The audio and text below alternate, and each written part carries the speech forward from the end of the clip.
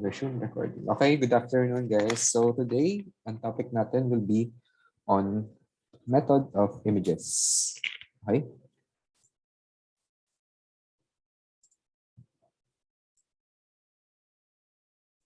Okay. So suppose meron tayong problema in life. Yeah. Okay. So this is the classic image problem. Okay, ano ba tong classic image problem na to? Ang classic image problem natin is meron tayong charge Q above an infinite plane, conducting plane, bali conductor yung plane mo. Okay? Tapos ang tanong sa atin will be, what will be the potential above that plane? Right? Okay, so ayun yung classic ano natin. Now, hindi natin kasi pwedeng sabihin na yung problem natin ay madali lang na is it well, is it simply V Z. It's just 1 over 4 pi epsilon naught over Q over V. Hindi ba ganyan lang dapat, sir? Di pala, D minus Z. Okay, tama. Kuwari, aalamin natin yung potential at this point. Oops.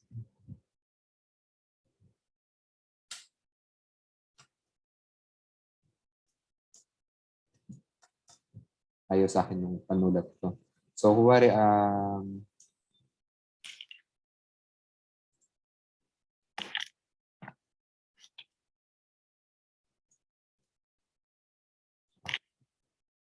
wait lang guys. Capture mo na ako. Technical difficulties again. My bad. Well, the computer's bad. Okay. So, going back on here.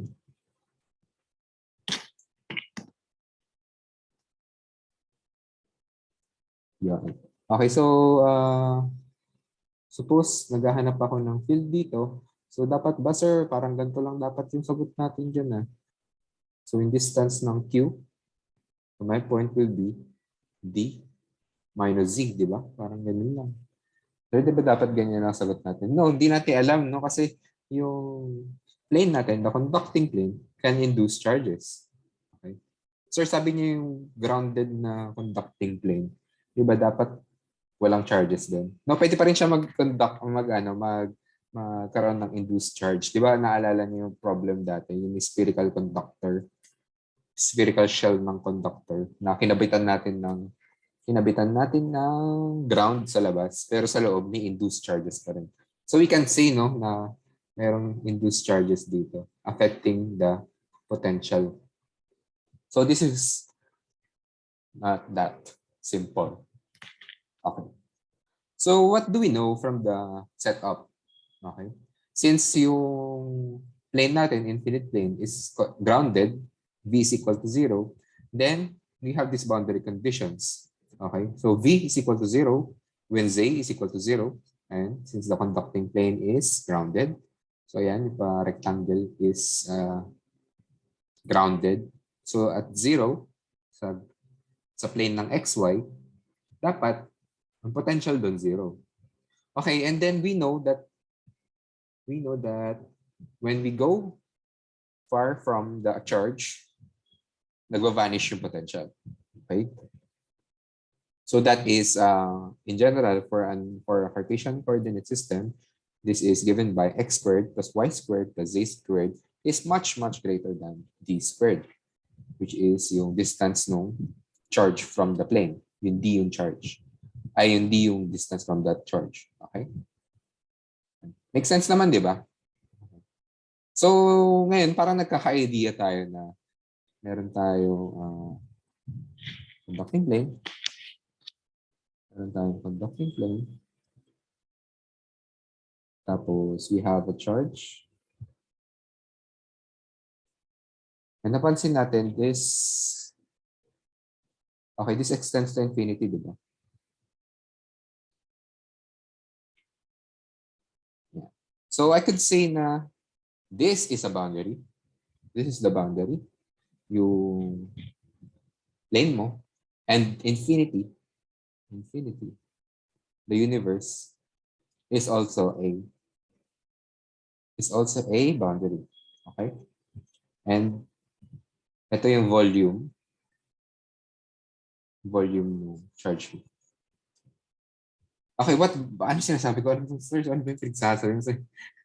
Balik tayo sa last lesson. Balik tayo sa first uniqueness theorem. The solution to Laplace equation, the solution is the potential. The potential in some volume V is uniquely determined if the potential is specified on the boundary surface S. Okay. So yung boundary surface natin will be the plane,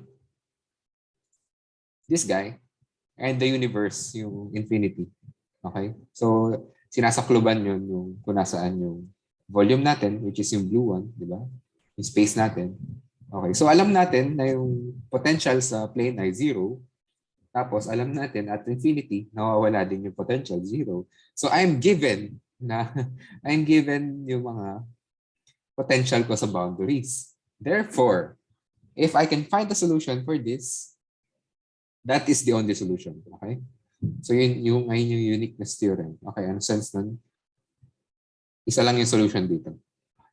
So the question is, how do we solve the potential above the plane? First things first, kalimutan natin yung setup na to. Okay? So we now consider another setup, which is this guy. So anong difference? Nawala yung conducting plane.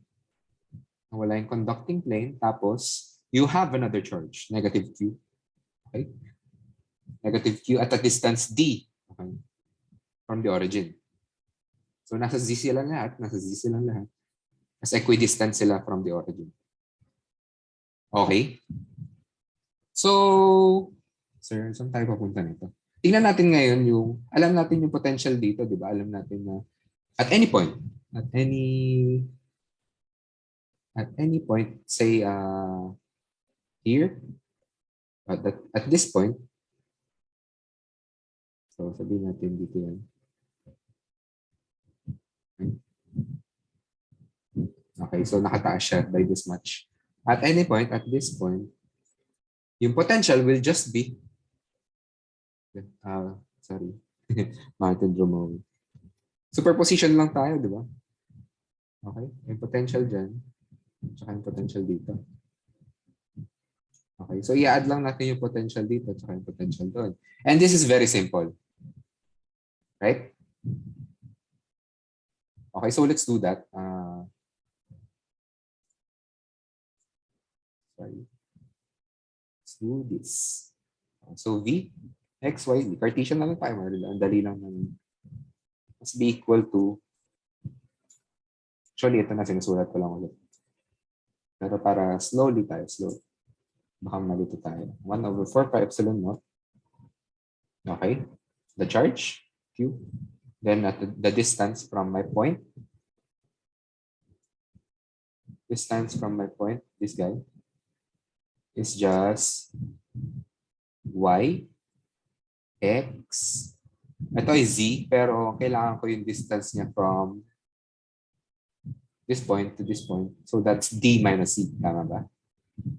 Okay. Drawing natin. So, meron tayo naka-enlarge lang. Enlarge natin. Para magnifying glass.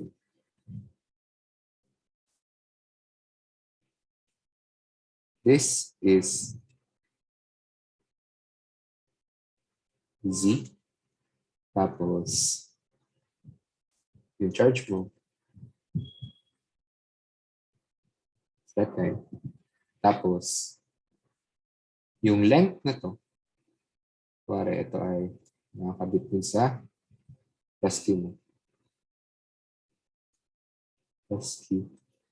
So, yung length na to, yung haba nito, kung yung tangkad, itong whole thing ay D, yes, napakalinaw. D, dapat itong length na to is D minus Z. Okay? Okay, so, ayun. We have square root ng x squared plus y squared plus D minus Z squared. Okay? And then, minus. Plus dapat yan, pero minus q nasa baba, di ba? Okay. Minus q nasa baba.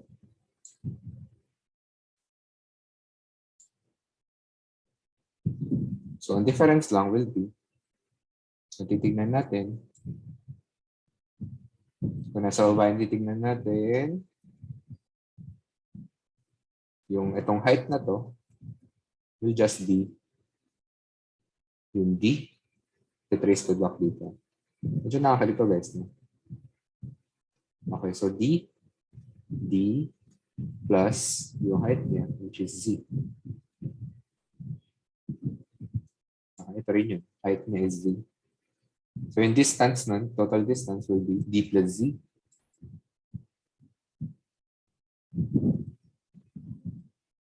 Y squared plus D plus Z squared.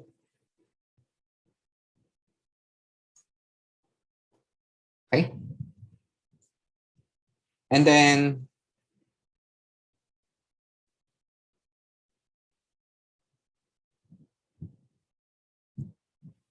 sige, what happens when we say Z is equal to 0? When Z is equal to 0, ano mangyayari?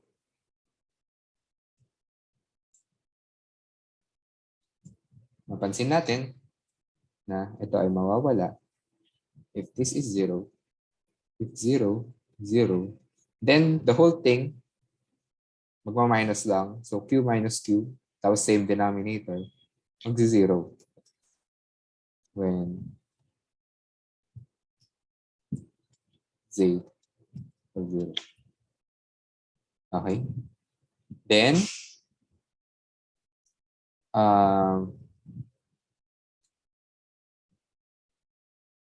at infinity, kapag ginawa natin yung assumption na, sige, expand ko to.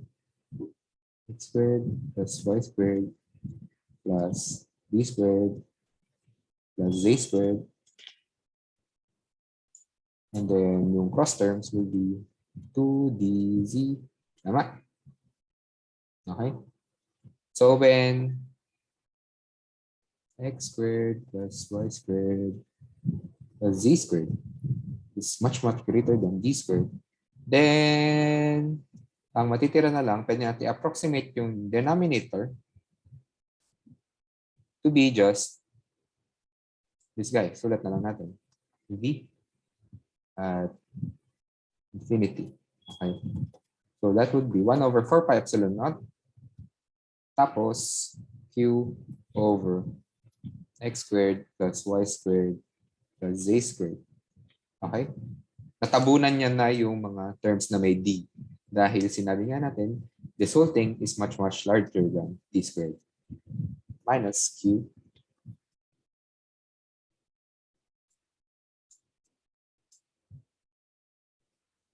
x squared plus y squared plus z squared. Okay, so natabunan niya rin yung mga terms na may d. So this is just 0. Okay? So we have this v z is equal to 0 is 0 and v at infinity is also 0. Amazing, di ba?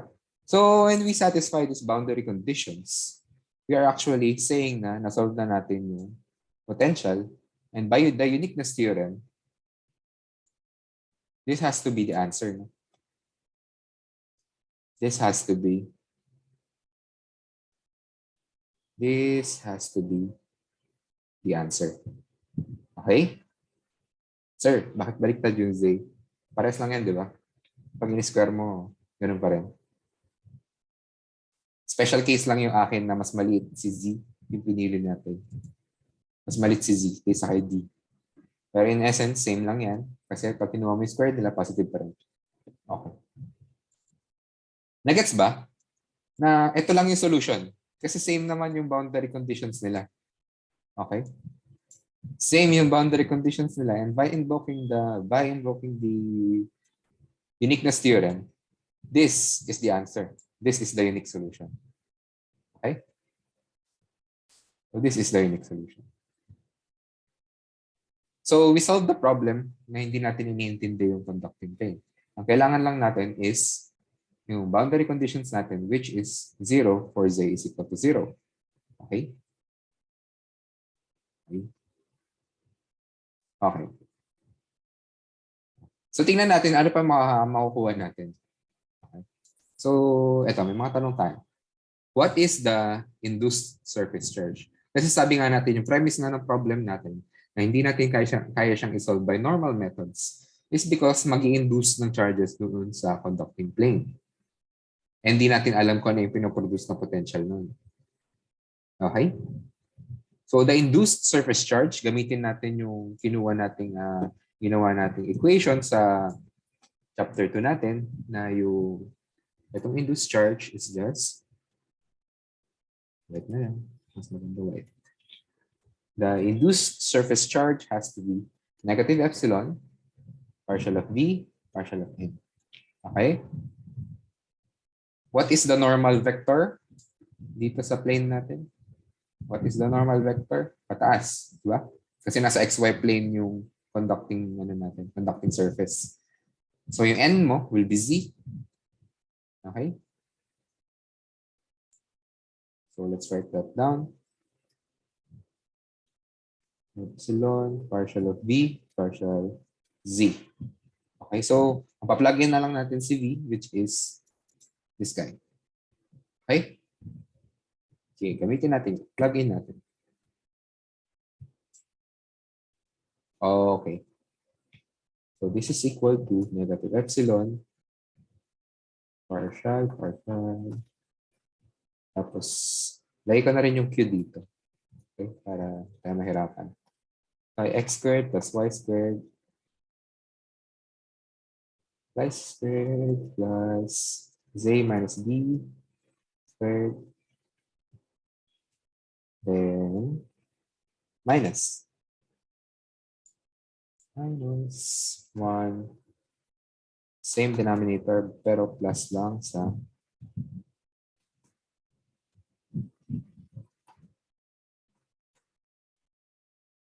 okay, kuha. Tama naman so far. Tama naman tayo. Pinopia ko lang to, no? Pinopia ko lang ito. Oops, may nawawalang terms. 1/4 pi epsilon lang. Ngayon natin dito na lang. 4 pi epsilon 1. Okay? Okay, so para tayo mahirapan sa problema natin in life. Let u squared plus y squared plus z minus d squared. Okay? Then 2u du. Kala mo nag-integrate mo, pero pwede rin. I mean, this is useful. Minus d dz. Okay, and then I have du over dz is just z minus d over u. Okay? Okay. And then, derivative ko na lang to. Madali na lang. Okay. Derivative natin yung 1 over u squared. U squared u. Yun, di ba? Kaso, nag-change of variable ako. So, dapat mamultiplyan ko pa siya ng partial of u, partial of z. Okay? Ano tawag dito? Nakalimutan ko yung tawag dito. The technique na ginagawa ko. So yung una is very simple. Partial of u, 1 over u. And this is just negative 1 over u squared. Kuha.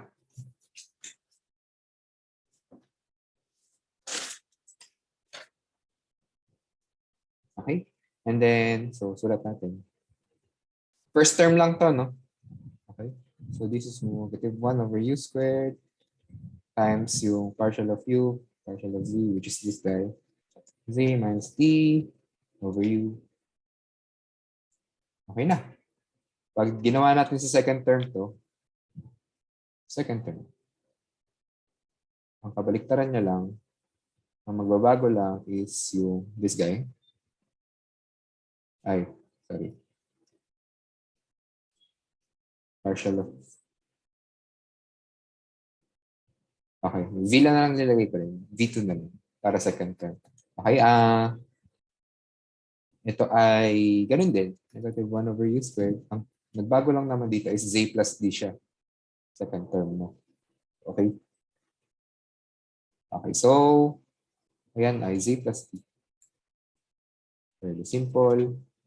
And then I plug things in. Okay, so, baba na lang natin dito. Okay, ano yung mga meron ako? Negative q over 4 pi. Tama? So this is equal to negative q over 4 pi. Tapos, yung first term ko will be this guy. So negative z minus d. Negative z minus d. Okay? And then, u cube. Ano yung u cube? So, may mga 3 halves na naman mangyayari. Tama? Okay? So, ito ay x squared plus y squared. Then, plus z minus d squared. Parentheses, raised to 3 halves. Okay? Okay, so next term, this is minus. Minus. Ito ay z plus d. Squared, x squared plus y squared plus z plus d. Okay? Squared, 3 halves. Okay.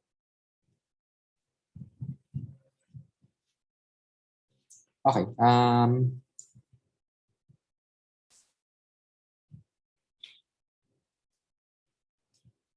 Okay, that's it. Mahaba. Pagod naman yun. Tuloy natin, syempre. Bawal mapagod.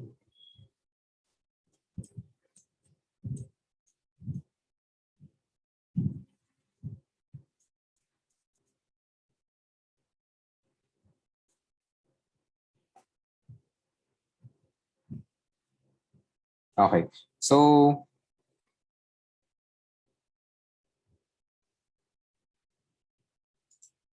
ang mangyayari, ito ay equals sa, since nasa z is equal to 0 tayo, di ba? Nasa plane yung tinatanong natin na induced charge. Pa-plug in ko ngayon si z as 0. Okay? 4 pi. Ang mangyayari, magiging d. Tama? X squared plus y squared plus z squared. Plus d squared pala. Kasi 0 si d.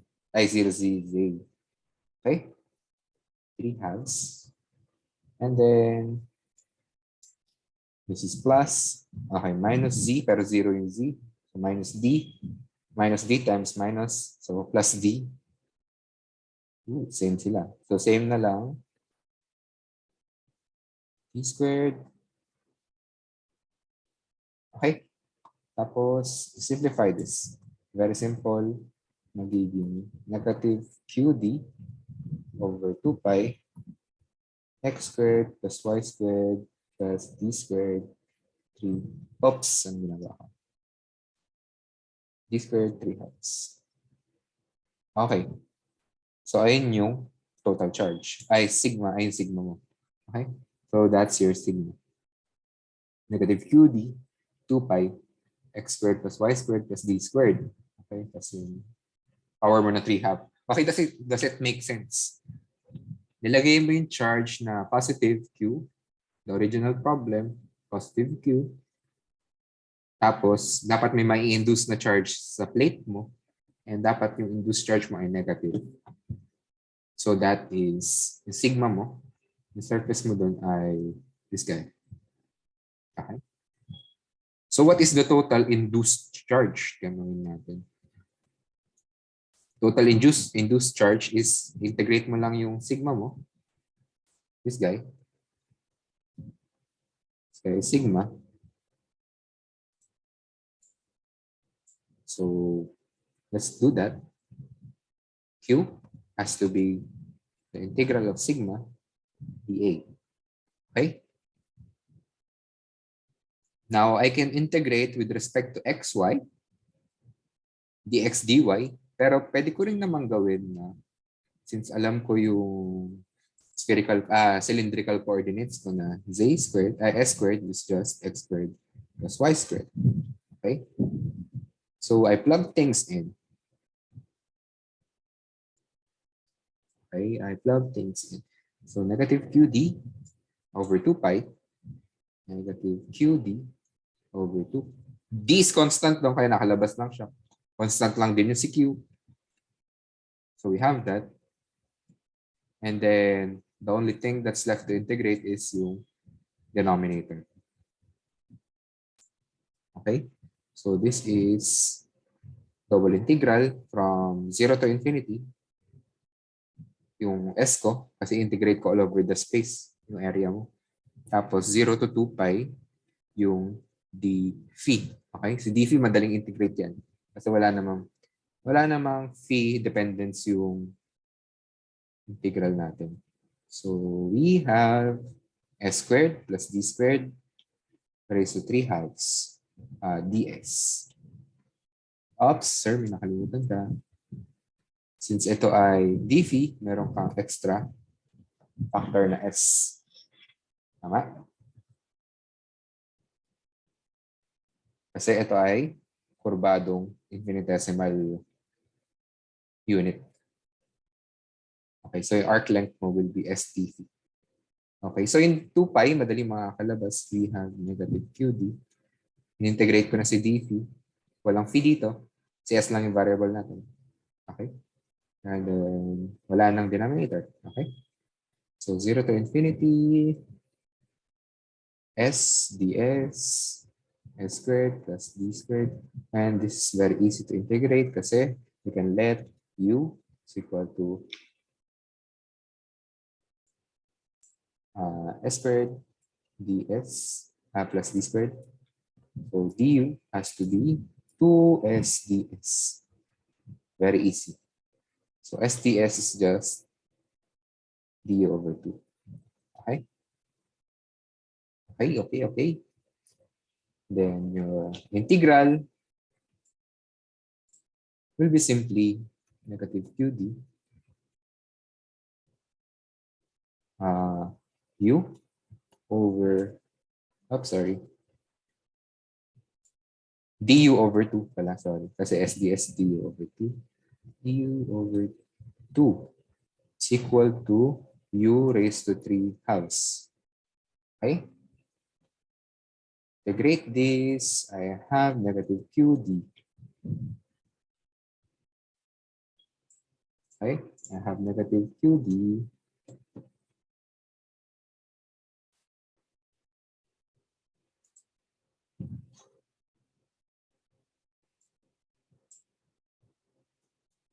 u raised to negative 3 halves. Tama? Buwa pa? Labas ko yung 2. And this is just plus 1 plus 1. Magiging 2. Sorry guys, mabagal ako mag-integrate. Bisado eh. U raised to negative 1 half, no?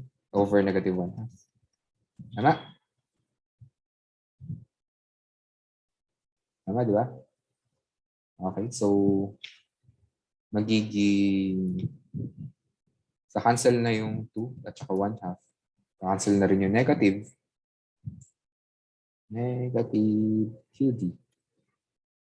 Tapos CU ko, 1/u square root will be integrated from, actually plug in ko na CU kung ano man CU, no? Para hindi tayo mahirapan.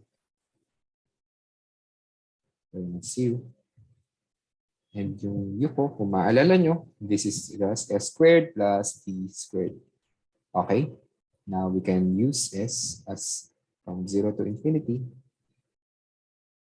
Okay, so plug in. This is just QD over times 1 over infinity. While square root ng infinity is infinity. So we have that. Minus 1 over square root ng 0 plus D squared. So D squared is just 0.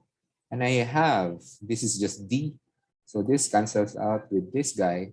And you have the total charge is negative Q as expected. Diba? So kung yung charge mo ay Q, yung charge mo ay Q, dapat yung kakayahan niya lang maka-induce is, yung kaya niya lang ma-induce na total charge is negative Q. Makes sense. Okay? So yan, tama tayo, negative Q. Ayan yung total induced charge. Okay. So what is the force now between the charge and the plane? Okay. Okay, so again, itong charge mo, meron tayo. Ito yung plane mo.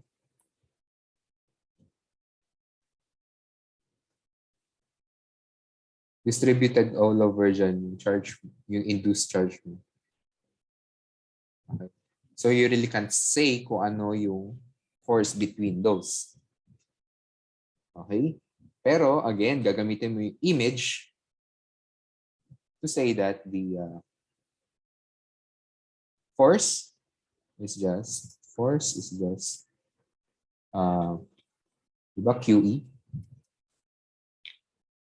The force on Q will be just Q times 1 over 4 pi epsilon naught, yung field na nagagawa ng thing mo. Which is, yung kung ano nagagawa ng mirror image mo. Negative Q over R squared. Ano yung R squared? So distance will be 2D. Okay? So ito yung ginagamit natin. Okay? So D, D, D. Dalawang D. Okay? So that's 2D squared. Tapos yung direction niya will be Z hat. Okay? Kasi nasa Z hat lang naman yung charges niya. And kung distributed siya na ganyan, evenly distributed yan. So magka-cancel lang din yung mga pag-ganun. Okay? Symmetry. So that's your force. Okay? Now, yung problema natin sa dito next is yung energy of the system. Okay? The energy of the system, you have to be very careful. Sir, bakit po 2D yung distance? Okay. Okay, bakit 2D yung distance? Kasi, di ba ito ay D lang. So, nakakalito, no? Ito ay D lang. Okay. So, ang force na nagagawa nito, itong force na to, is yung force na isipin natin, kuwari, ito ay, di ba napansin natin ng total charge, ito ay negative Q. So we have negative Q over 4 pi epsilon naught. So bakit hindi ganito, sir? Bakit hindi D squared? Bakit hindi ganito ang force na nakukuha natin? Okay. So itong gantong setup will have to look like this. Okay.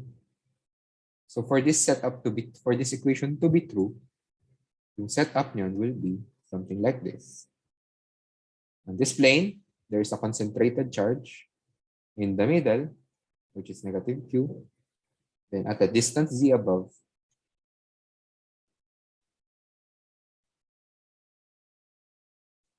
plus Q. Okay? D. Okay. So itong statement na to, true lang siya kapag ganito yung setup mo. But then again, your setup is not like that. Yung charges mo na negative Q, yung negative Q is distributed neatly here. Okay? So hindi ito mag-work. Hindi ito mag-work. Mali ito. Okay? Ang tama will be, yung gagamitin mo yung image problem mo, which is this guy. Which is this guy. Okay? Kaya 2D yung distance ng force. Okay? Does that make sense? Nag-gets ba? Parang parang nang-i-scam, no?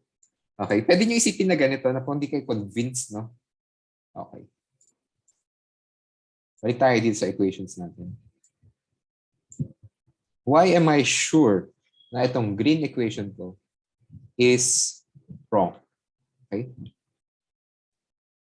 Kasi alam ko na yung okay. Bakit sure ako na mali itong green? Kasi again, yung negative Q mo is smeared all over the surface na blue. Sa conducting surface mo. This is smeared all over there. Okay? And with that, sure ako na yung forces between them is mas mahina compared to this. Okay. And kung titignan ko to, yung image problem ko, ito nga ay mas mahina kaysa dito. Okay? Kasi kung ganito, dapat ganito yung setup mo. Pero hindi nga ganyan dahil this negative Q ay smeared all over here. Kinalat mo siya dun sa surface mo. Then I know na mas mahina yung force na mararamdaman ko dapat. Tingnan natin itong parenthesis. Para di nakakalito. Okay. Okay. Now, yung problem is yung so yung nakita natin, mami, yung electric field, yung force, and yung potential, nagagamitan natin ng image problem, which is this guy. However, yung work, hindi gagana doon. Okay? Yung work, kailangan mong gamitin yung force na ginamit mo, which is this guy. Okay? So, F, sulat lang natin neatly. Okay, F is this guy. Oops. Ibang color na lang. White na lang. Okay, F has to be negative 1/4 pi epsilon naught. And then that's Q squared. Q squared. Okay, Q times Q. Q squared. Then all over 2D squared Z hat. Okay. Now, the force required for me to assemble yung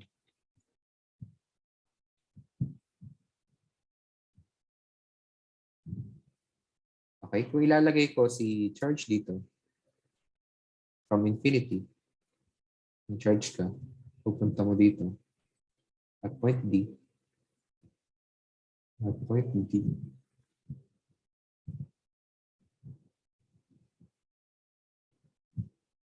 At point D. Dito. Oh, ito yung work problem natin last time din. So, kung ilalagay ko mula si charge, mula sa infinity, papunta sa point D, para mabuo yung setup natin, which is yung original problem natin, no?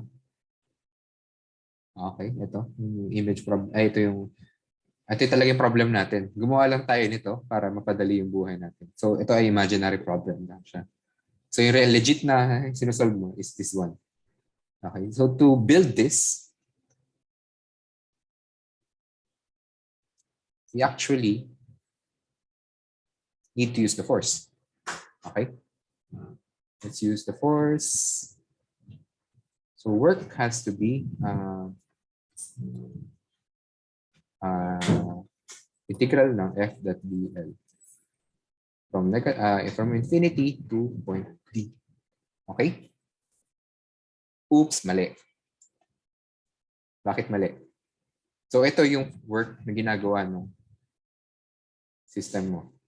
Okay. To build the system, kung ikaw yung mag-e-effort, kailangan mo magbigay ng effort. So negative. Okay. Okay. So negative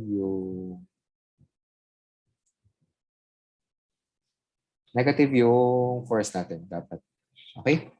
Gets naman to from last lesson na bakit natin negative yung work na kailangan buuin para sa system na yan. Okay, so let's plug this thing here. Okay.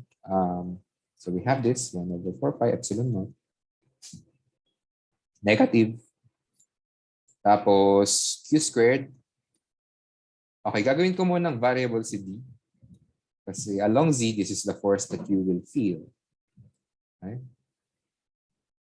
Then that's Z hat. Tapos yung DL ko, yung path ko, papadaanin ko na lang din siya sa Z para mas madali.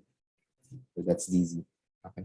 Tapos mayroon pa nakatagong Z hat, that Z hat dyan. Pero that will be just 1. Okay. So solving this, we actually have q squared over 4 pi epsilon naught. Tapos 1 over 4. Tanggalin ko tong 2 squared dito. So may 1 over 4 ako extra. Okay, negative sign, may negative dito, may negative dito, may negative dito. So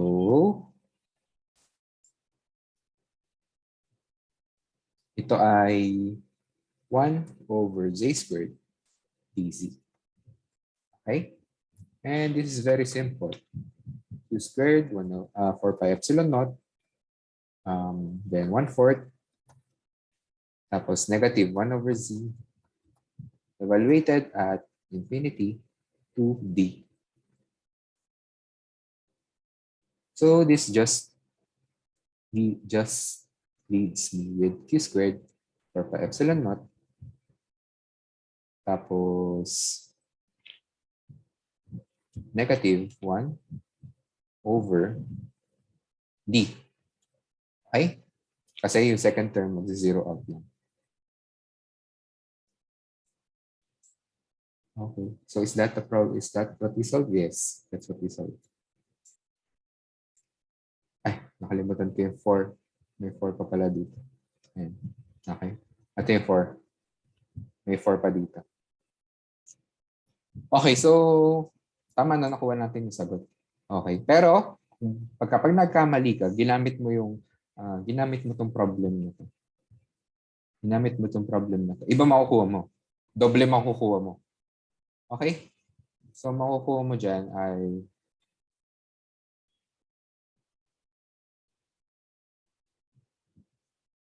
if used on image problem.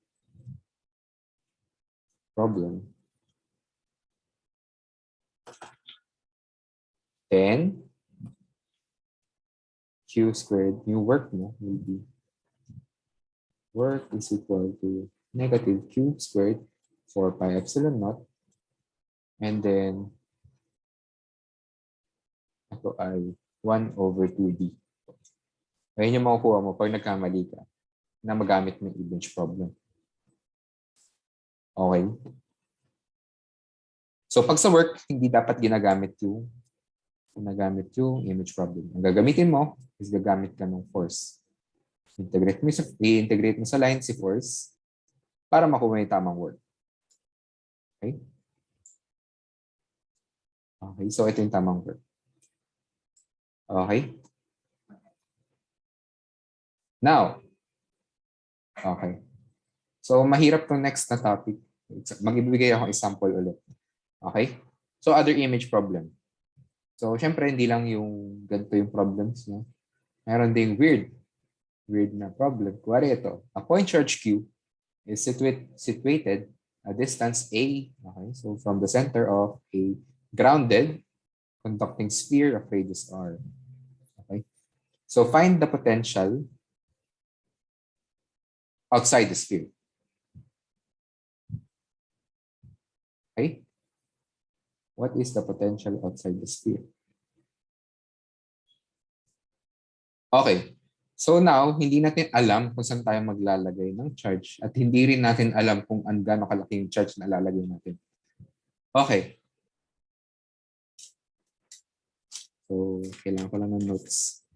Dahil mahaba yung thing.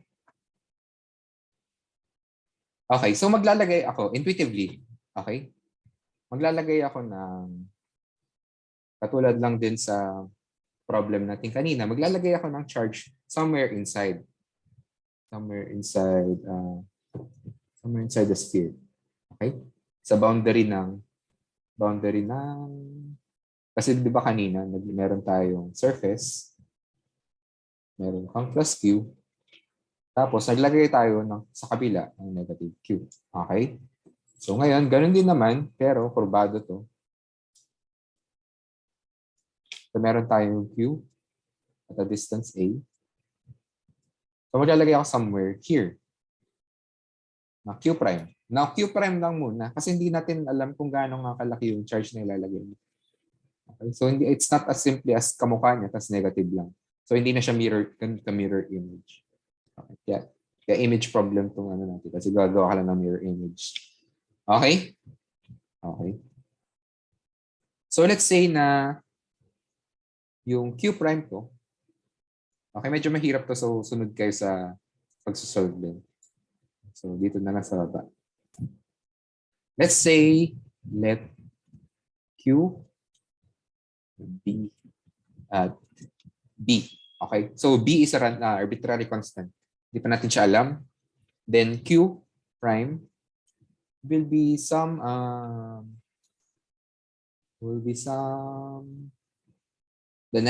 some negative of the charge Q. Okay? Si alpha hindi rin natin alam. Basta naglagay lang akong alpha para siya yung mag-absorb kung gaano kalaki.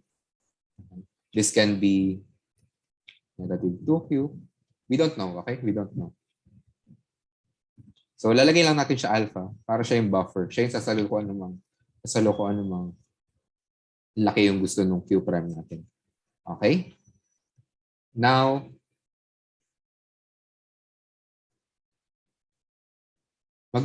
gagawa tayo ngayon ng imaginary problem natin na kung saan at some surface, para ito yung center. Tapos ito ay R. Ito si Q. Q prime. Ay, Q. Tapos naglagay ako ng another one. Somewhere inside. Kalinya lang din naman. Q prime. Okay. So, isip ako ng image problem such that na kapag pinakiramdaman ko yung potential dito, dapat zero lang din. So, kanina, since conductor ito na grounded, so yung potential dito is zero. Okay? So, gagawa ko ngayon ng image problem na katulad ng ganito. Okay? Gawa tayo ng problem na ganyan. Next. Basta, naglagay lang tayo ng charge sa loob. Hindi natin alam kung gaano kalaki yung charge. At hindi rin natin alam kung nasan nakapwesto. Arbitrary lang muna, B. Okay?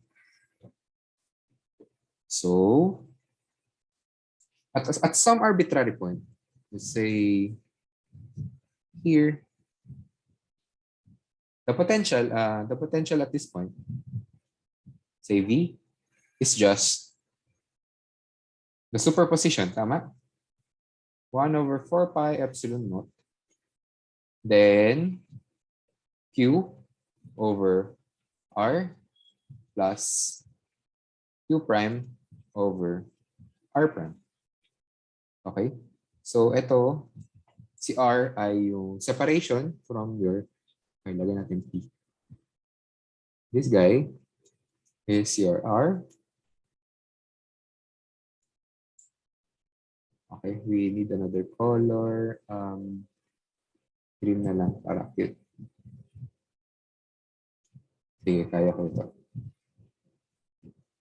This is R prime. So, ayan yung definition natin, di ba? So, in this problem, madali na lang yung potential natin kasi superposition lang. Tama? So, I know na ito lang yung potential. Make sense, di ba? Okay, make sense naman. Okay, so, ayusin ko lang yung drawing natin para hindi tayo mahirapan sa mga next. Okay. So, this guy, yung haba na ito is A.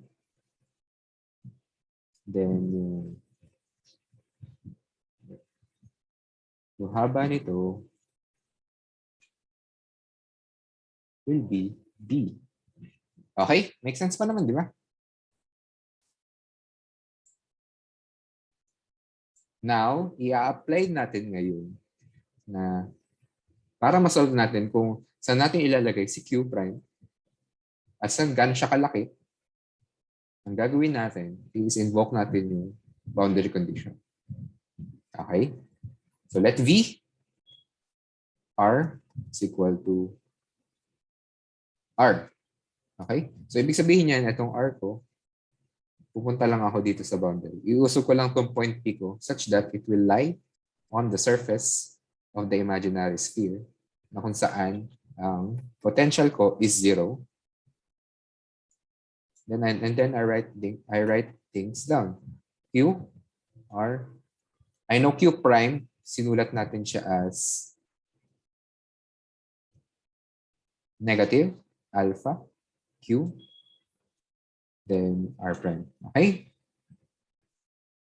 Tapos, nakalimutan ko si 1/4 pi epsilon naught. Okay? What? Okay, so I can further simplify this. So, divide ko by Q, absorbin lang siya ng 0. Multiplyan ko siya ng 4 pi epsilon naught, absorbin lang siya ng 0. So, I have a simpler look this problem, which is 1 over R, curly R, alpha, then R prime. Okay?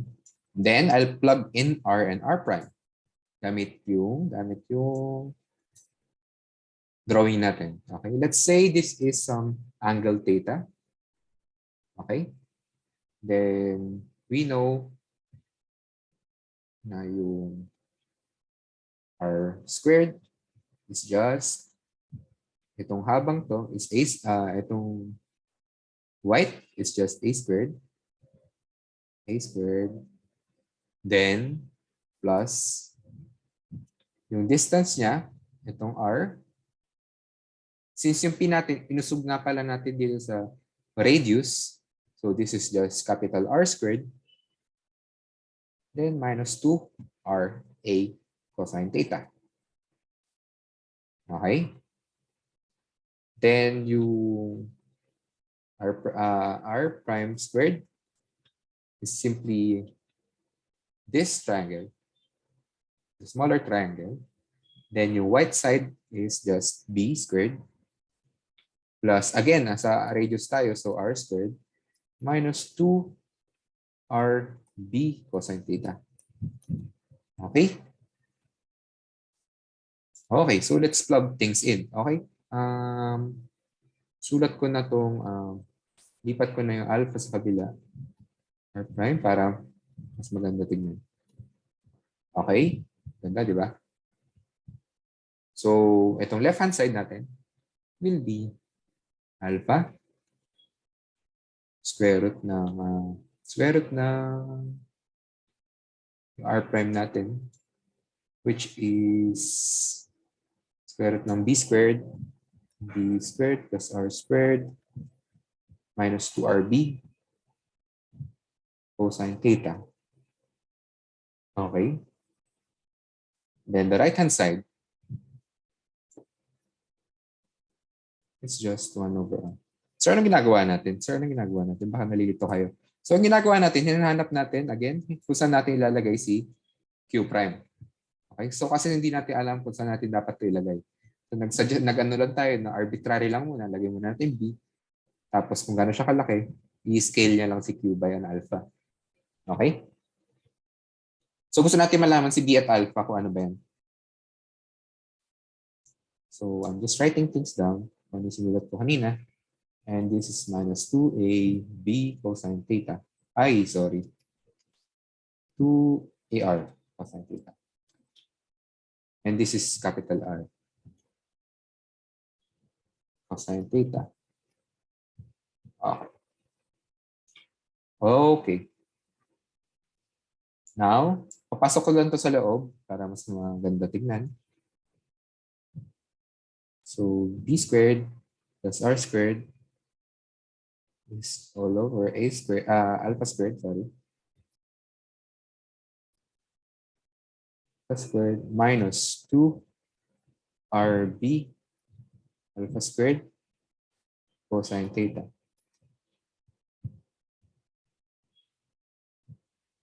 So they are very similar in forms para madali tayo makapag-solve. Okay? We have the denominator as this minus 2ar cosine theta. Now, kahit anong baliktad natin sa mundo, hindi magkakaroon ng cosine yung ibang terms. Tama? Okay? So yung second terms should be equal. Okay?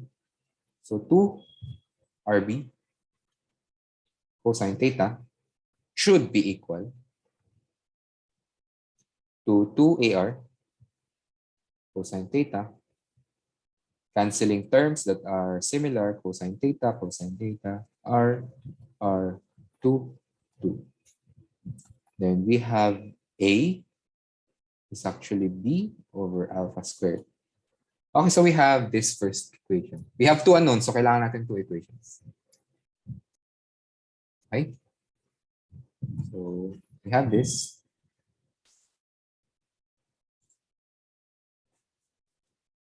Okay, so ayan yung ano natin, A natin.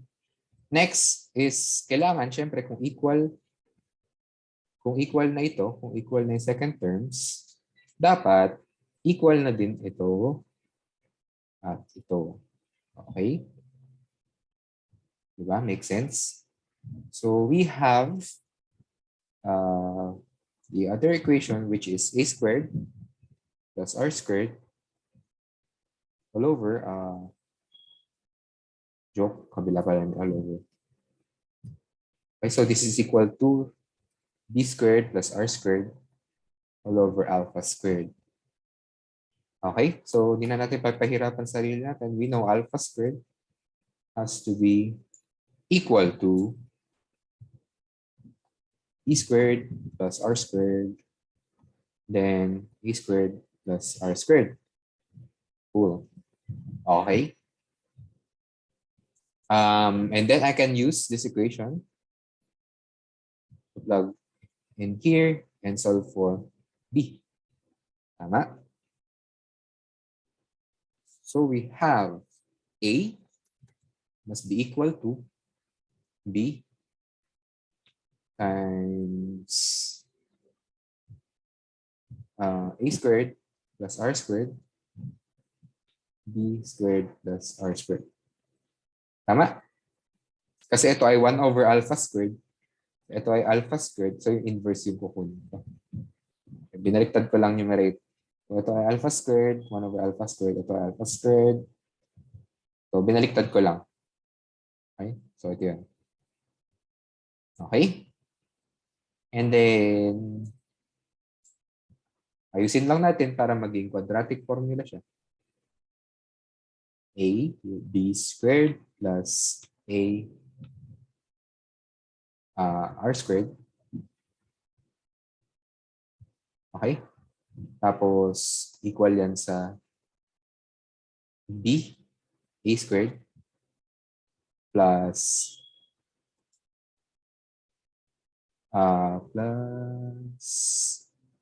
br squared. Then I move things around.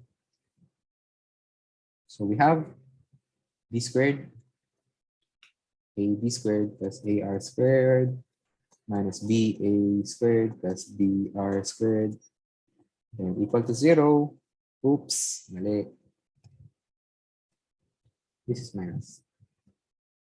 Minus. Then samahin ko lang mga squared na may squared na b, then squared na non-squared na b. So sulat natin slowly. Okay, I divide everything by a. So I have b squared plus r squared minus ba minus r squared a b. Tama? Equals 0. I further simplify things. So b squared minus a plus r squared a. Tama?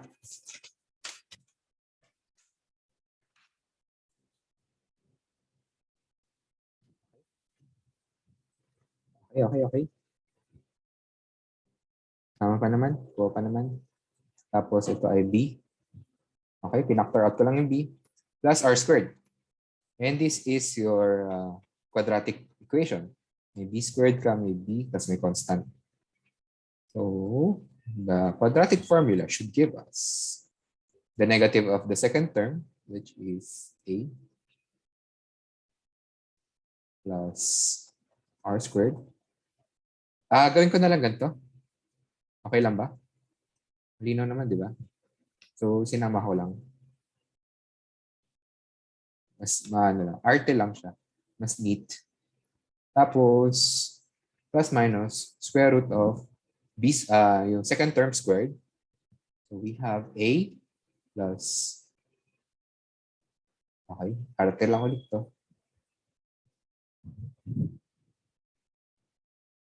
Okay? Tapos, this is squared. Minus 4 times the factor of the first term. Wala, 1.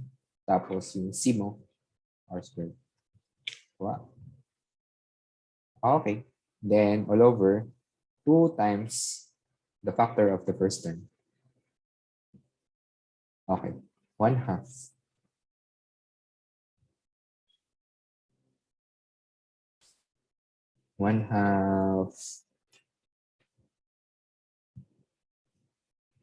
So, inano ko na.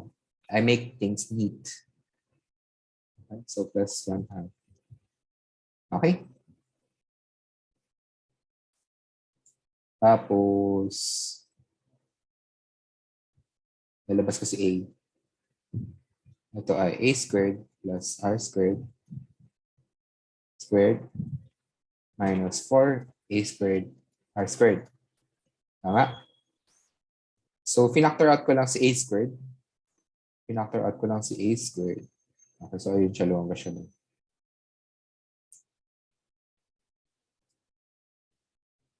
Oops. Okay, kinabahan ako, kala ko naka-square.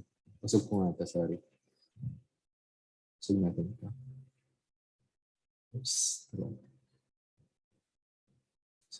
Okay, yan. Okay. Malinaw pa naman lahat. Wala pang tanong.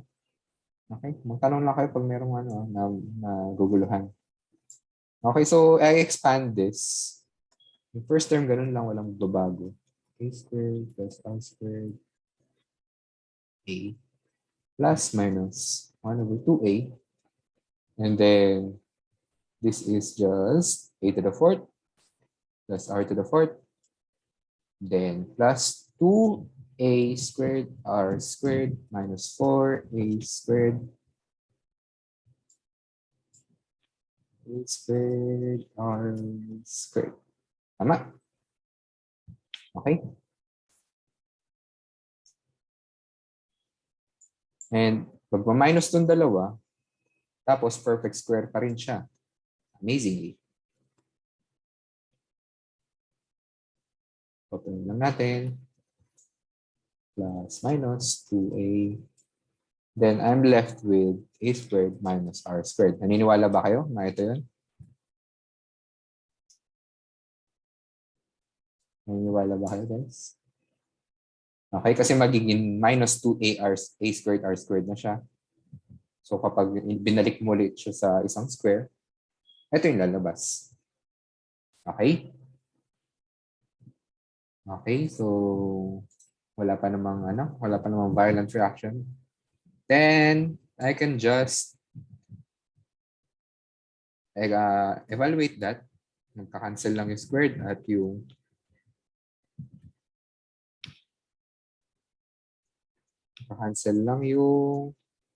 square at square root. So I have two values of p. And that is, okay? So I have two values of b. So b1 will be yung positive, kunin natin yung positive. So that's 1 over 2a, a squared plus r squared, kopya lang. Then, plus this whole thing, so plus a squared, minus r squared, okay, plus minus. Cancel out, cancel out. Then I'm left with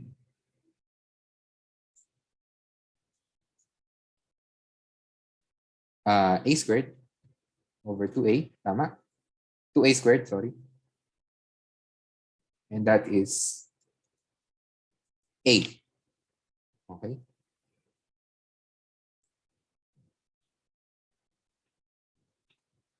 Now, the other solution will be a squared plus r squared, kopya lang. Then minus a squared, minus r squared, so that's plus r squared. This cancels out. I am left with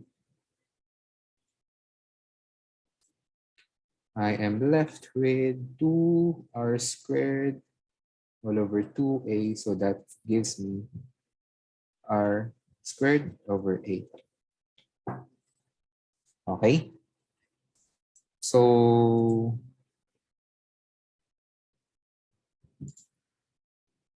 Amina, are you there, Amina?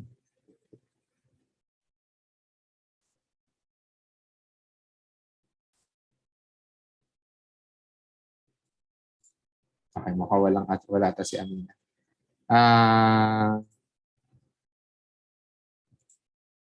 Ross, are you there, Ross? Anong sa tingin mo yung sensible solution for B? Yung B1 o B2?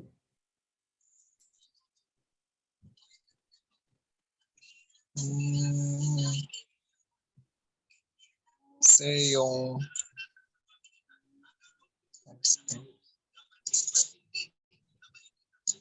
so, pwede hula lang. Sige, okay lang yan. Ano, etong taas o baba? Say yung baba. Okay, nice guess. So, ito yung tamang solution, no? Tamang solution. Okay? So, remember na yung original problem natin, yung Q is at A. Diba? Tapos Q prime, saan mo ilalagay yung Q prime mo ngayon? Diba? Yung Q prime is at B. And if B is equal to A, so ilalagay mo rin yung image charge mo dun sa mismong charge mo. And that is wrong, diba? So dapat nandun siya somewhere sa loob ng sphere mo. Okay? So this is the sensible solution. Okay, so tandaan natin, B is equal to R squared over A. And then we have this guy. So gamitin natin yung solution natin para malaman si alpha. So again, B is equal to R squared over A. Then kung gagamitin natin dito, that gives me A is equal to B over alpha squared. Palitan natin si B ng kung ano mong value niya, which is yung R squared A. Okay, alpha to, dito A. Alpha yan, hindi sila kasama. So we have magiging A squared equal to R squared over alpha squared. Therefore, alpha is equal to R over A. Okay? Okay? So we have this guy. So we have this solution. And this guy. Okay, so yung potential mo ngayon will be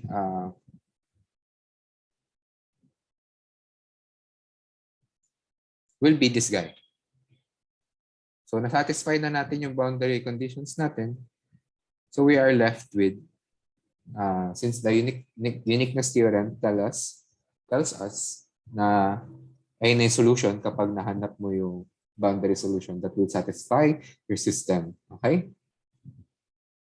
So now we know how to write R and R prime kasi nalaman natin si B would be situated at, so B is equal to R squared A, and then yung Q mo, Q prime mo will be, yung strength niya will be negative. Ano yung sinasagot natin? Negative R over A, tama ba? Negative, okay, so R over A yung alpha natin. So we plug in that.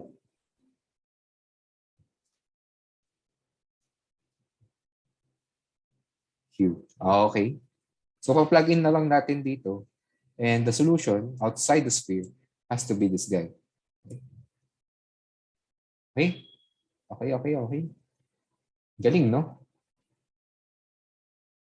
So otherwise, hindi natin mas-solve yun kung gamit lang natin yung mga Gauss's law natin. Okay? Okay, so may problem set kayo. Para matry nyo on yourself kung paano gumagana tong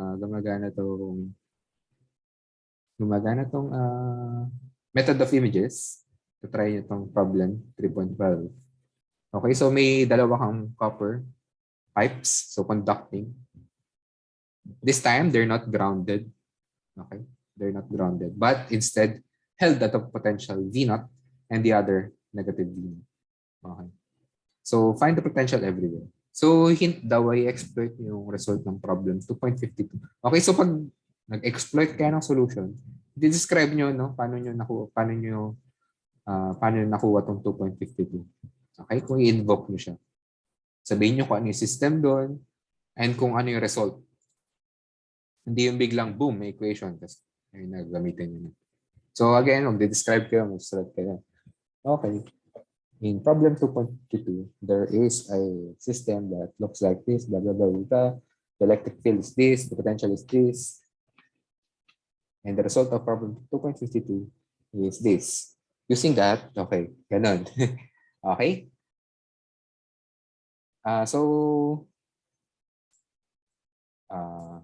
Sige, tuloy pa tayo onte para diretso na tayo sa mas madali yung next natin. Okay, stop share muna tayo. Ay, may chat. Sir, kailan deadline ng club set? Sa Friday. Tuesday ngayon. Okay, Friday. Isa lang. Magtulungan na lang kayo. Okay. Tulungan na lang kayo dyan. Para, pwede yung solve parehas, no? Para may practice kayo ng method of images. So probably hindi ka magbibigay ni Sir Baguno ng mga question na madali. Yung mga Gauss's law, tapos na. So combination yan ng mga tips and tricks. Okay. Okay.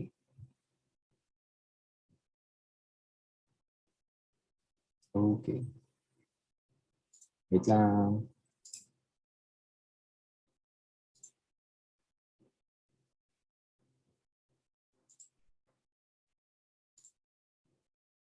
Capture muna ako.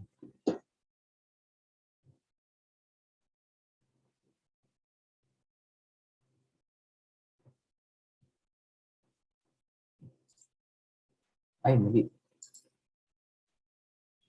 May tanong pala sa atin. Wait lang. File, save as PDF. Ah.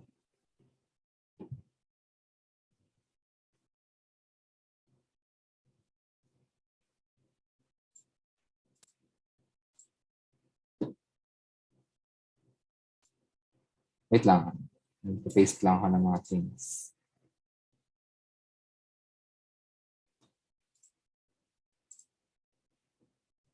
Okay, let's go back.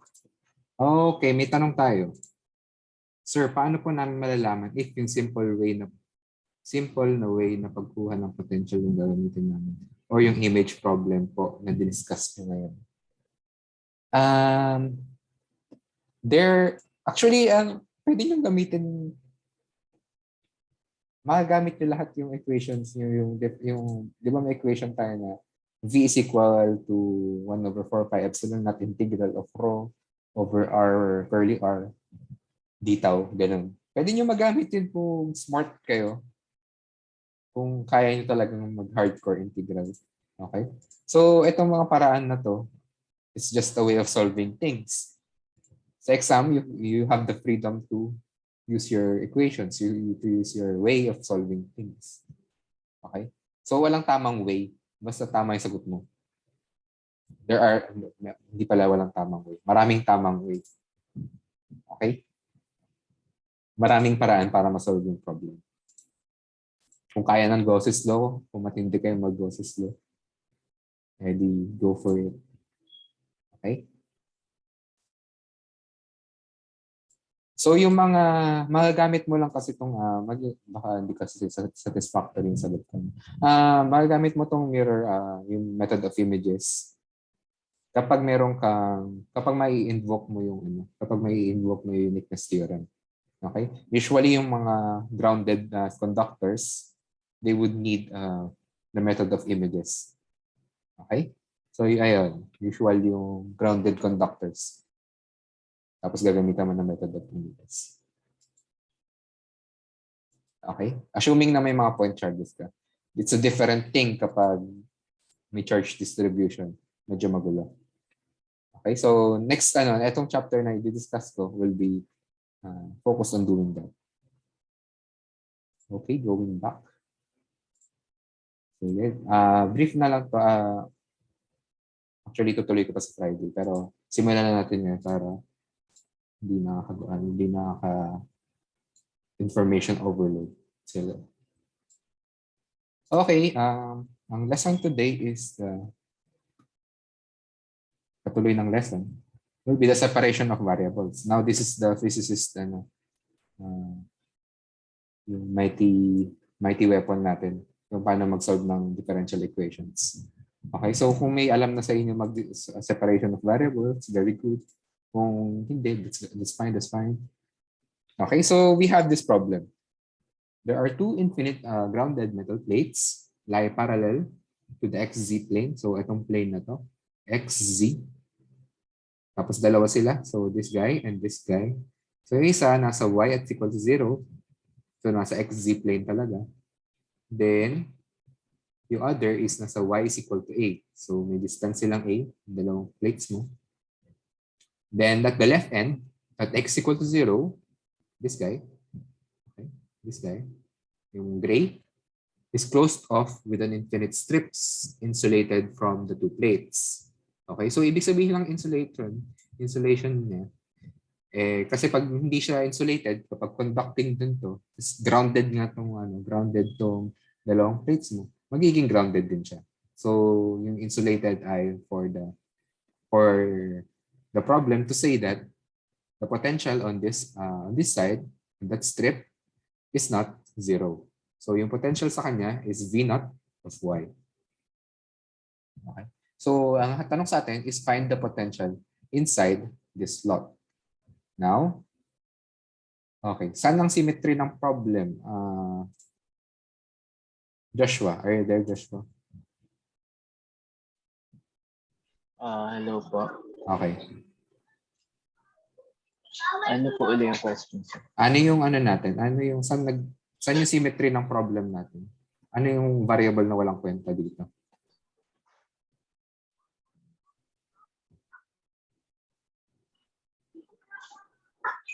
Sa X po, sir. Ano, sorry? Sa X po, sir. Okay. So, nice try, but okay. So, okay na, Joshua. Thank you for the answer. Okay. Sa X natin, titignan natin. Gamitin natin itong blue. So, meron kang potential dito, di ba? At X natin, lumalayo tayo sa plate na ito. Lumalayo tayo sa plate na ito. At this point, it's at, lumalayo tayo sa plate na yan, and that potential vanishes off as you go along X. So, nagbabago siya, di ba? Kaya pag lumalayo ka sa charge, di ba, humihina ang potential. Same with the field. Kapag lumalayo ka sa charge, humihina siya. Okay, sa Y naman, tingnan natin itong isa. Yung potential mo ngayon sa Y, pag gumalaw ka sa Y, meron nagbabago, si V0. Kasi V0 of Y siya. Okay, so something changes with Y.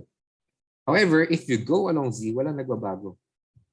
Kuha ka ng slice dito, ganun pa rin yung problem mo. Kuha ka ng slice dun, ganun pa rin yung problem mo. Okay? So, mukha siyang ganito. So, X, Y, Y, tapos meron kang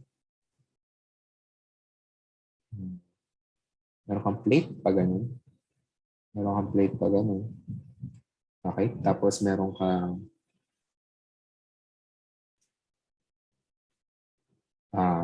supply dito ng potential. Okay. So, ayan. Ito yung side view ng ito yung side view ng problem. Okay? Kahit gaano ka kalayo sa Z, ganito yung problem mo. Okay? So, yung Z natin, wala tayong pakita sa Z. Dahil yung symmetry natin ay ganito. Okay? So, walang things na nagbabago sa Z. Okay, now, we write down the boundary conditions. Ano yung mga boundary conditions na mahanap natin sa problem natin? Okay, so meron tayong metal plates which are grounded. So meron tayong V is equal to 0 at Y is equal to 0. So yung bottom plate, then yung upper plate will be V is equal to 0 when Y is equal to A. So tama, this is Y is equal to A, this is Y is equal to 0. Next, V is equal to V naught Y, V naught of Y, when X is 0. So at this part, X equals to 0, ang potential dyan will be V naught of Y. Okay? So V naught changes as you go along Y. Okay? Pag tumaas ka pa ganun, nagbabago. Bumaba ka, nagbabago. Okay. And lastly, yung hindi explicit na potential will na boundary condition will be yung V mo, it will approach 0 as you go along X infinity.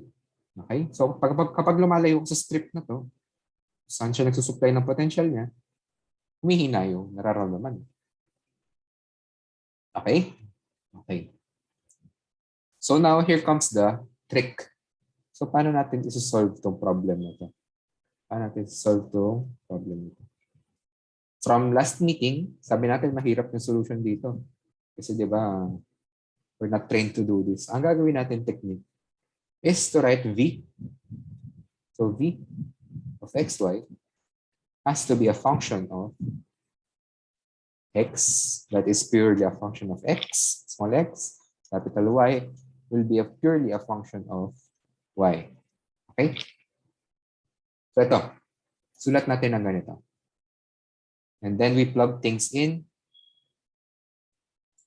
We plug things in. So plug in natin si V dito. Okay, let's do that.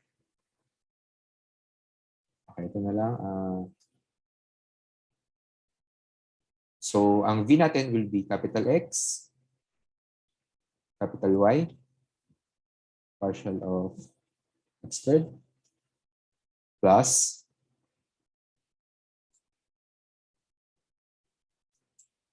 partial squared, then this is x, y. Nilalagyan ko ng ganun yung para malaman natin capital siya. Okay? And then that is equal to 0. Okay? Now, walang tayong space dito sa kanan. This guy. Dahil ito ay partial derivative, and alam naman natin si y, capital Y, is just a function of y. and x is just a function of x, I can factor out y here and I can factor out x here. That means I have y, capital. So dapat ma-memorize nyo na to in your life. Lalo na sa mga mag-hardcore physics pa in their graduate studies. Okay, so I factored out y here kasi with respect to x lang naman derivative ko eh. And then I factor out x here for the derivative in y. Okay, y squared. Okay, and then that is all equal to 0. Nothing changes on the right-hand side. Now, I can divide everything by xy, xy, xy. Okay?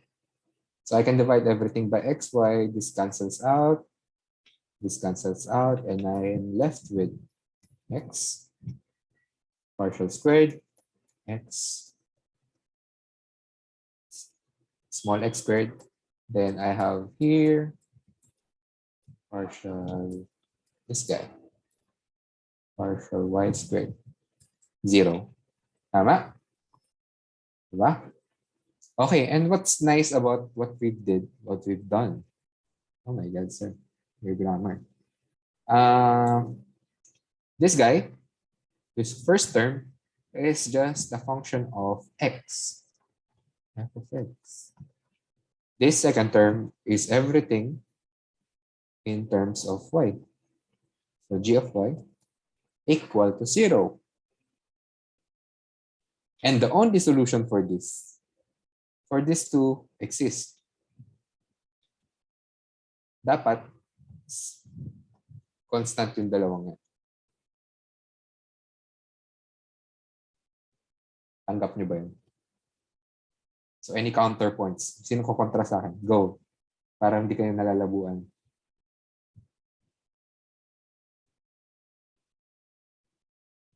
Okay.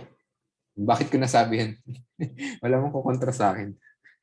Kontrahin niyo ako. Wala bang counter examples yan para ano. Okay, sabihin natin na ito ay suppose may red tag. Suppose this is 3x plus, so random lang, no? Kumari, ayun yung mga solution.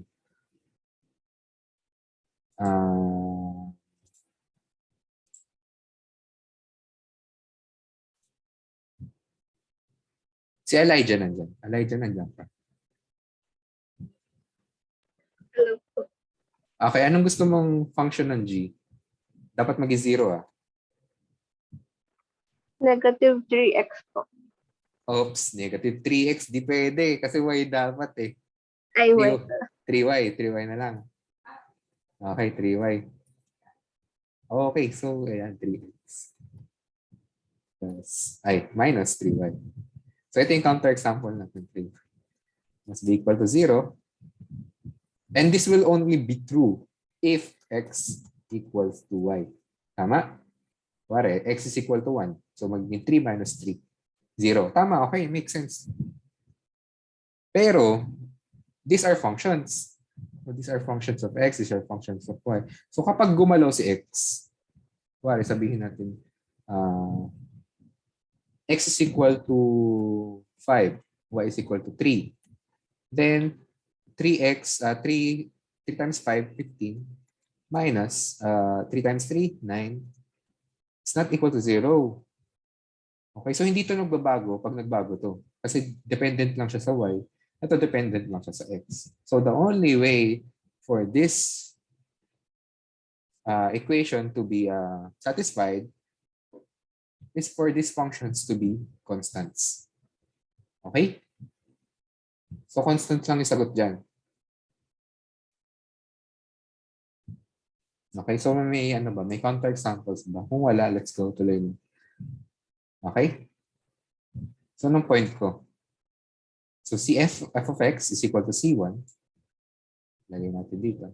Let's go back to solving. F of x is equal to c1. Sabi natin c1 ng solution sa kanya. We don't know. Then lagay natin ngayon kung ano si f of x. And that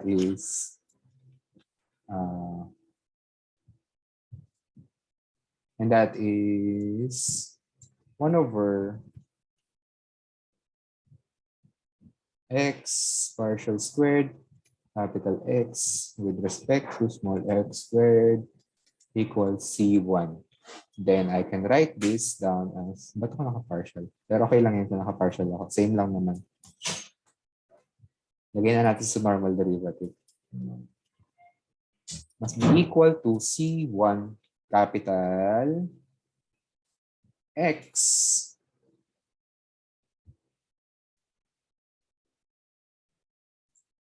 Okay, PJ, are you there? Yes, sir.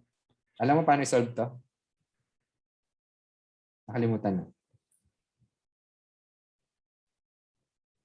Hindi ko matandaan, sir. Okay, okay lang. Okay lang, no? Pero may idea ba kayo dito kung paano i-solve to? Naturo ba to sa previous maths niyo?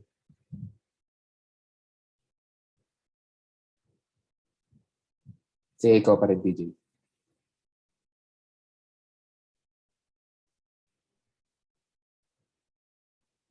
Hindi ko sure, sir, kung naturo yan or ano, na-miss ko lang or like nakalimutan ko lang talaga. Okay lang. Okay, okay. Sige, sige. I'll take things slow. Or di ko lang talaga siya gets. Sige, sir. Thank you. Okay lang, okay Okay, lang sir. yan. Okay, so differential equation ngayon to. Then, may nag-chat.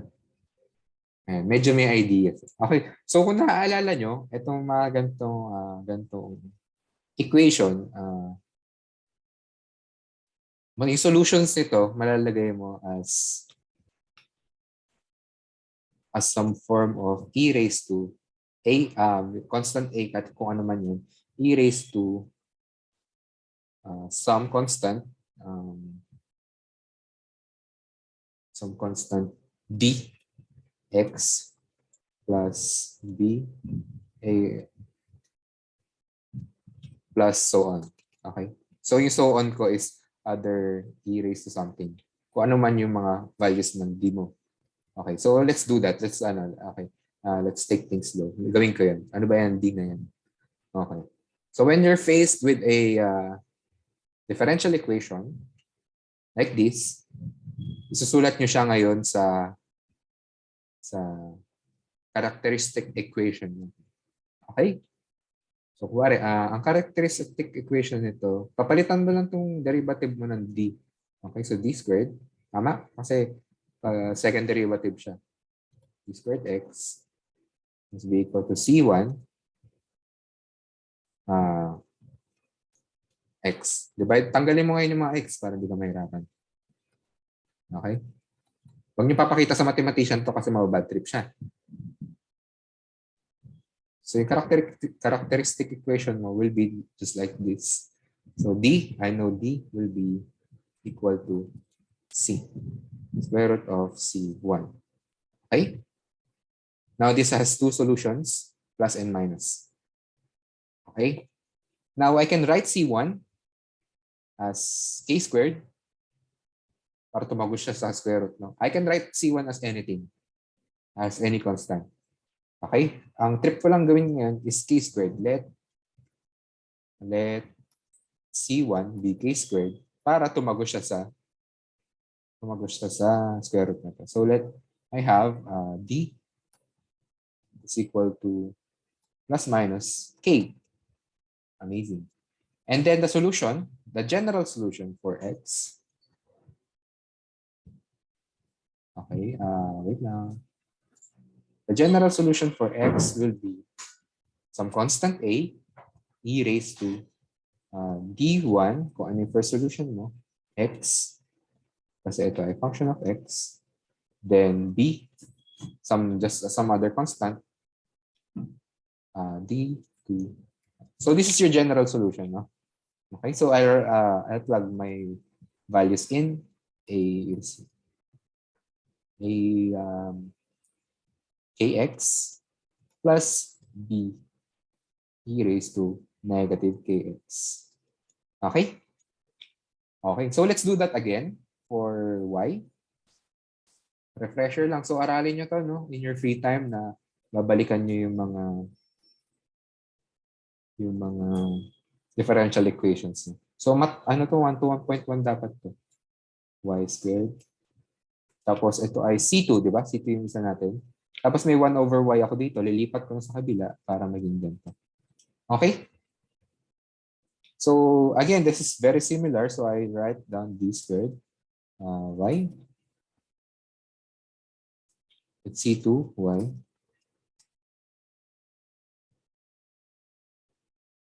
Okay, and then tanggalin ko si y, C2. And this again, this gives me square root ng C2 plus minus.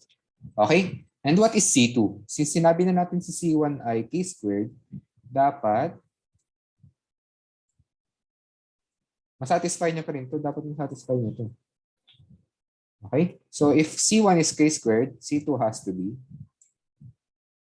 C1. If C1 is k squared, then C2 is negative k squared. Okay? Tama, di ba? Kasi k squared plus k squared minus k squared, 0. So ayun yung solution, ayun yung ano kanina, statement natin kanina. So I have D has to be plus minus I k. Tama? Kasi may negative ako dito sa loob eh. Then the solution will be the general form of the solution has to be gawin natin C. Occupied na si A at B. So e raised to, una kong solution ay ky, and the other term to accommodate the negative solution is negative I, K, Y. Okay. So, pwede ko itong i-simplify para maging sine cosine. And actually, I can just write it as C sine KY plus sin K. D cos K. Okay? So, aralin nyo kung saan napupunta yung mga bagay. Kung bakit wala yung mga I. So, di ba alam natin kasi di ba e raised to I theta. Kung naalala nyo ba yung 112 nyo.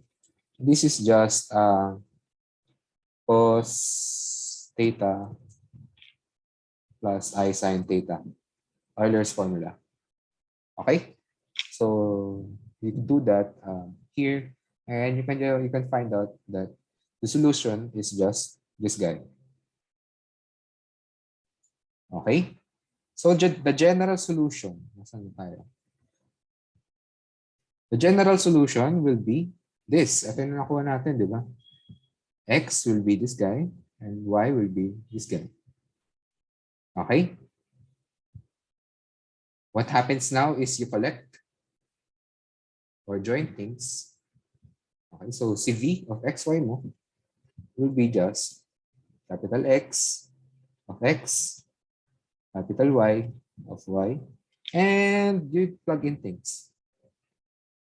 So A is kx plus B e raised to negative kx. Okay? Tapos, masigip na pala. C cosine. C sine pala, C sine. Well, doesn't matter na. They're just constants. Para lang pareha sa libro. C sine ky, D cos ky. Okay? Okay. Now what do we do? So, ganito na yung solution natin. We apply yung mga boundary conditions mo. Okay? So at x equals infinity, kailangan mag-zero yung potential. So ito lang gagalawin ko. Kasi ito lang may x, wala akong paki dito. So at x, if I plug in x infinity here, this thing blows up. Okay? This thing goes zero. Tama? So A has to be. So yung condition 4 gives me A has to be 0. So wala dapat yung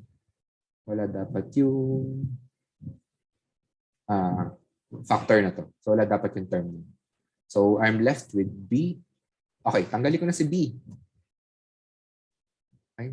Ipapasok ko ngayon si B sa mga constants na ito. Since arbitrary pa naman si C at D, pwede ko na ipasok si B doon. Okay? C sin ky plus D cos ky. Okay?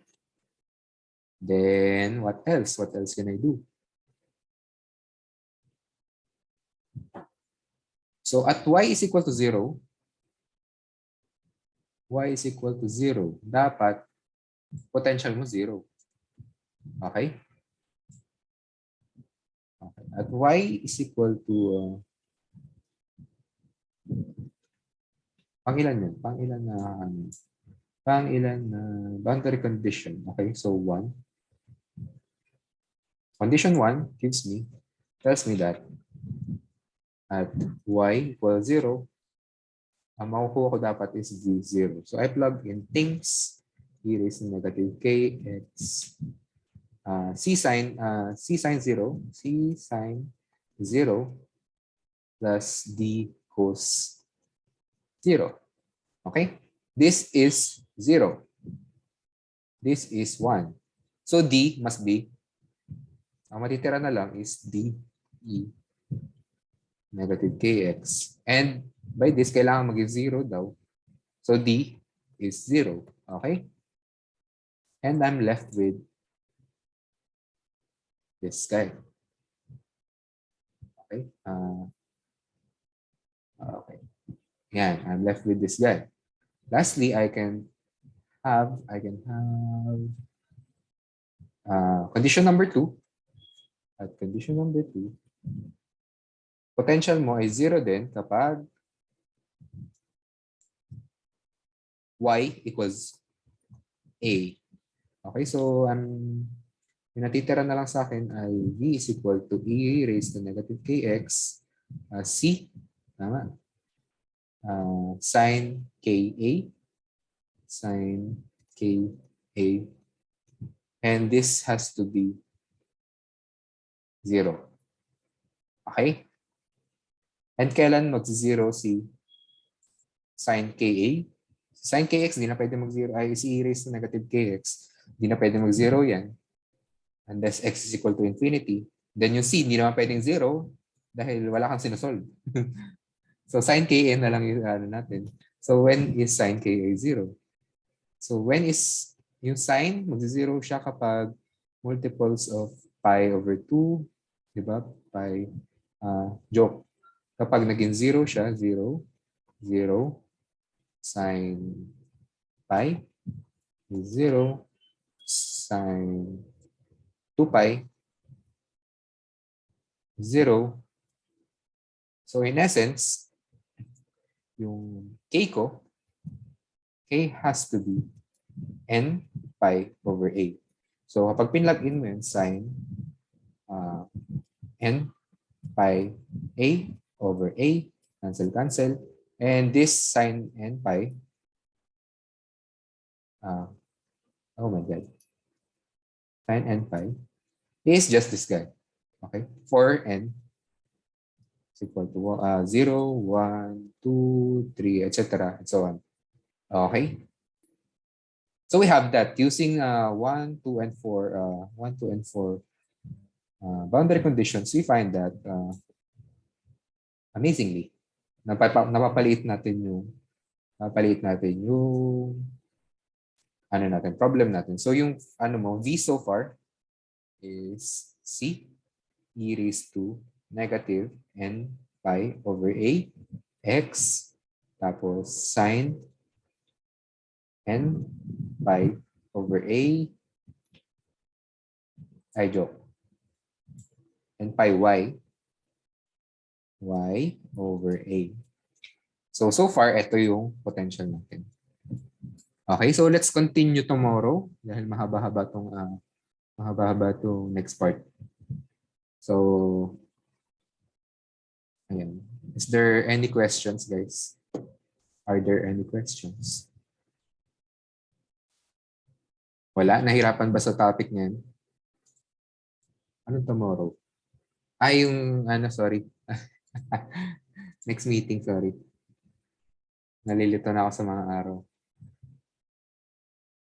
Okay? So review nyo yung review nyo yung differential equations nyo, okay? Para ako pala may question pero next time na dahil 6 p.m. na. Next meeting na. Okay? Any questions, sir? Any questions, sir? Any questions, first? Oh my God. Kung wala na, you may now you may now leave. Oh my God. Sabog. Okay, you may now leave the meeting. Thank you, guys.